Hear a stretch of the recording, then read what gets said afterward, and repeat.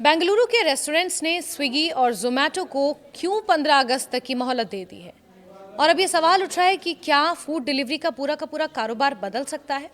जी हाँ, देश के सबसे बड़े फूड डिलीवरी प्लेटफॉर्म्स स्विगी और जोमेटो एक बार फिर विवादों के केंद्र में हैं। इस बार मामला बेंगलुरु के होटल और रेस्टोरेंट मालिकों का है, जिन्होंने दोनों कंपनियों को 15 अगस्त तक का अल्टीमेटम दिया है। उनका कहना है कि यदि इस तय समय तक उनकी लंबे समय से चली आ रही समस्याओं का समाधान नहीं किया गया, तो शहर के कई रेस्टोरेंट्स इन प्लेटफॉर्म के जरिए ऑर्डर लेना बंद कर सकते हैं। ये कदम केवल बेंगलुरु तक सीमित नहीं रह सकता, बल्कि देश भर के फूड डिलीवरी बिजनेस पर भी इसका असर पड़ सकता है। बृहत बेंगलुरु होटल्स एसोसिएशन यानी BBHA और अन्य रेस्टोरेंट संगठनों का आरोप है कि स्विगी और जोमेटो की मौजूदा नीतियां रेस्टोरेंट कारोबारियों के लिए आर्थिक रूप से नुकसानदेह बन गई हैं। एसोसिएशन के अध्यक्ष S सुब्रमण्यम होल्ला के मुताबिक दोनों प्लेटफॉर्म्स को एक औपचारिक ज्ञापन सौंपा जाएगा, जिसमें उनकी मांगों का स्पष्ट उल्लेख होगा।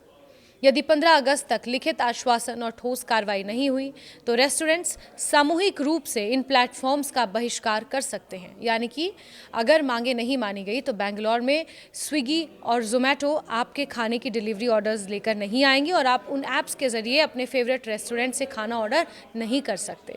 रेस्टोरेंट मालिकों की सबसे बड़ी शिकायत कमीशन को लेकर है। उनका कहना है कि कई मामलों में प्लेटफॉर्म्स 8 से 10% के बजाय 28% तक कमीशन वसूल रहे हैं। उनका तर्क है कि किसी भी रेस्टोरेंट का मुनाफा इतना नहीं होता कि वो इतना अधिक कमीशन वहन कर सकें। ऐसे में या तो रेस्टोरेंट को नुकसान उठाना पड़ता है या फिर ग्राहकों के लिए खाने की कीमत बढ़ानी पड़ती है। एसोसिएशन का दावा है कि यदि किसी रेस्टोरेंट को प्लेटफॉर्म के जरिए 100 रुपये की कमाई होती है, तो उसे मेन्यू की कीमत लगभग 43% तक बढ़ानी पड़ सकती है।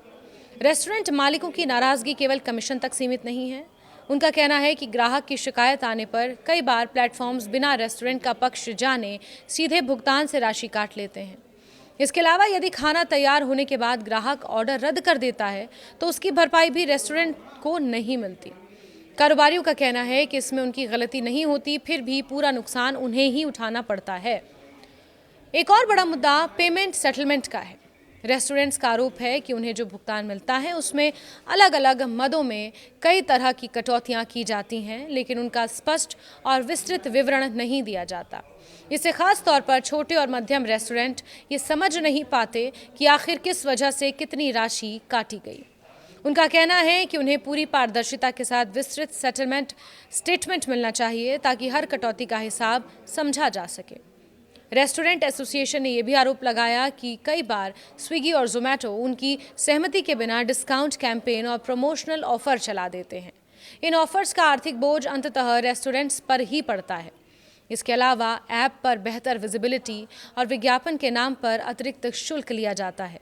कारोबारियों का कहना है कि इन सभी खर्चों का असर लास्ट में ग्राहकों की जेब पर पड़ता है, क्योंकि रेस्टोरेंट को कीमतें बढ़ाने के लिए मजबूर होना पड़ता है।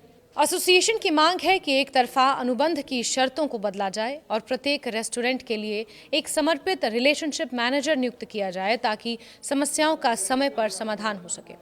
उनका कहना है कि मौजूदा व्यवस्था में रेस्टोरेंट्स की बात सुनने और उनकी शिकायतों का निष्पक्ष निपटारा करने की कोई प्रभावी प्रणाली नहीं है, और इस पूरे विवाद के बीच बाजार में नए खिलाड़ियों की एंट्री भी चर्चा का विषय बनी हुई है। विद्यार्थी भवन के मैनेजिंग पार्टनर अरुण अडिगा का मानना है कि रैपिडो का ओनली फ्लिपकार्ट की प्रस्तावित फूड डिलीवरी और ONDC आधारित प्लेटफॉर्म भविष्य में मजबूत विकल्प बन सकते हैं। हालांकि उन्होंने ये भी कहा कि केवल कम कमीशन से सफलता नहीं मिलेगी। किसी भी नए प्लेटफॉर्म के लिए प्रभावी मार्केटिंग, मजबूत तकनीकी व्यवस्था और सबसे महत्वपूर्ण तेज एवं भरोसेमंद लास्ट माइल डिलीवरी नेटवर्क तैयार करना जरूरी है। BBHA अध्यक्ष S सुब्रमण्यम होल्ला ने स्पष्ट किया कि उनका विरोध किसी नए प्लेटफॉर्म को बढ़ावा देने के लिए नहीं है, बल्कि वो फूड डिलीवरी सेक्टर में स्वस्थ प्रतिस्पर्धा चाहते हैं। उनके मुताबिक रैपिडो का ओनली फिलहाल 0 कमीशन मॉडल पर काम कर रहा है, जबकि फ्लिपकार्ट लगभग 11% कमीशन लेने की योजना बना रहा है। उनका मानना है कि ये दरें मौजूदा व्यवस्था की तुलना में कहीं ज्यादा व्यवहारिक हैं। हालांकि नए प्लेटफॉर्म्स को बड़े स्तर पर अपनी पहुंच बनाने में समय लगेगा।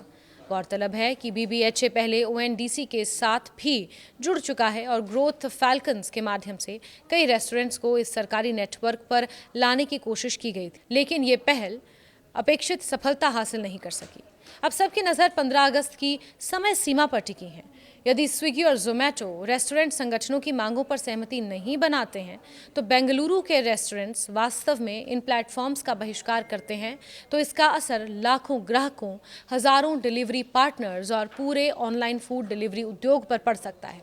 वहीं यदि बातचीत के जरिए समाधान निकलता है, तो ये भविष्य में प्लेटफॉर्म्स और रेस्टोरेंट्स के बीच अधिक पारदर्शी और संतुलित कारोबारी संबंधों की दिशा में एक महत्वपूर्ण कदम साबित हो सकता है।